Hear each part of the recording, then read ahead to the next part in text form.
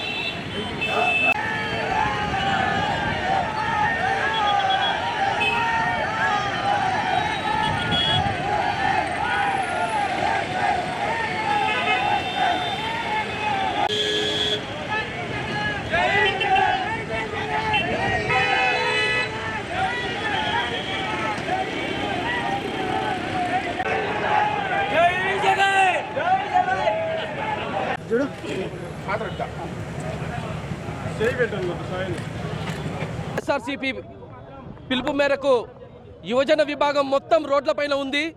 ఒకసారి ఈ కూటమి ప్రభుత్వాన్ని ప్రతి ఒక్కరూ ప్రశ్నించాల్సిన అవసరం ఇప్పుడు ఏర్పడింది. ఈ సందర్భంలో మేము అడుగుతున్నాం, నీవు ఇచ్చిన హామీలలో 20 లక్షల ఉద్యోగాలు ఎక్కడా? నిరుద్యోగ భృతి ఎక్కడా? నిరుద్యోగ భృతి 3,000 రూపాయలు ఇస్తానని నువ్వు యువతను మోసం చేశావు. 2014లో నువ్వు అధికారంలోకి వచ్చినప్పుడు నెలకి 2,000 రూపాయలు ఇస్తానన్నావు. అప్పుడు మోసం చేశావు. అప్పుడు మోసం చేసి 5 ఏళ్ళు పబ్బం గడిపావు. ఈ రోజు మోసపూరితమైన మాటలు చెప్పి అధికారంలోకి వచ్చినావు.